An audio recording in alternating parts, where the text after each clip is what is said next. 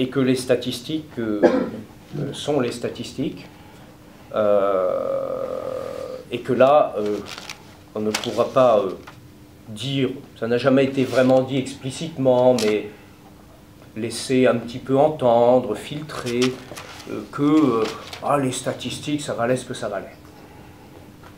Et évidemment, comme il y avait des logiques politiques différentes antérieurement, de fil en aiguille, pouvait laisser entendre que, oui, on parlait beaucoup de ces chiffres parce qu'ils nous étaient favorables.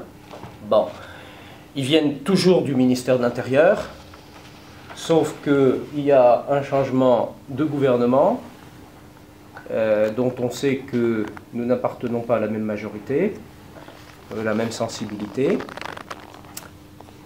et que sur Orléans, ça continue à diminuer, alors que sur la France, ça remonte.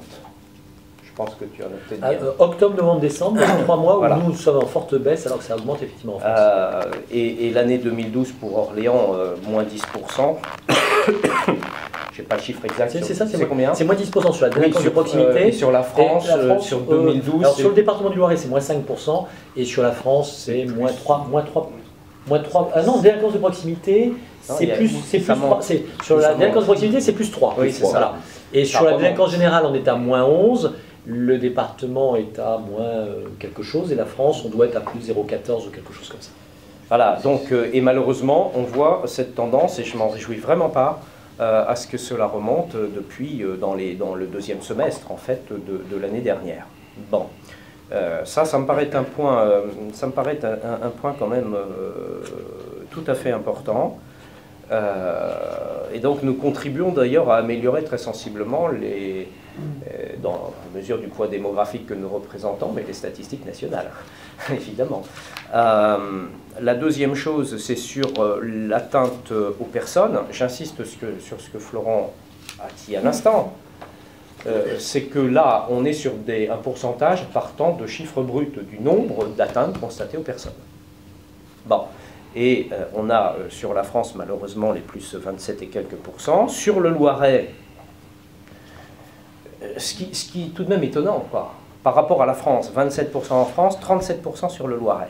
Loiret hors Orléans. Loiret hors Orléans, sur une dizaine d'années. C'est-à-dire que le Loiret augmente sensiblement plus que la moyenne nationale, alors que l'intuition, comme ça, a priori, pourrait dire qu'on est peut-être pas, surtout hors zone urbaine, dans un département qui serait particulièrement touché par la délinquance.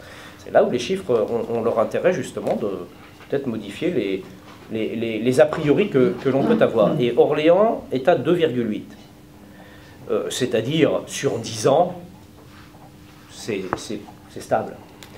Mais, du point de vue de la méthodologie et du calcul, c'est stable en nombre de faits. C'est pas stable rapporté à la population. Et c'est surtout pas stable rapporté à la population qui vient sur Orléans. Et dont on sait qu'elle est en augmentation très sensible. Et elle est en augmentation très sensible de manière générale. Et en particulier parce qu'il y a, à certains moments, et de plus en plus, des regroupements, des concentrations de personnes extrêmement importantes.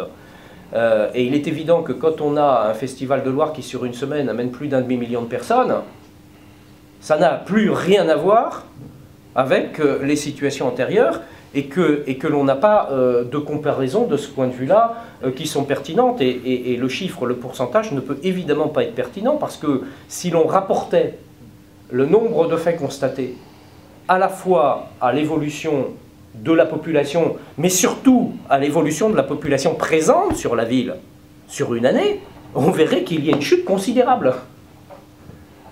C'est ça que l'on verrait. Alors que, dans le même temps, on pourrait faire un raisonnement identique en France, sauf qu'il serait faux.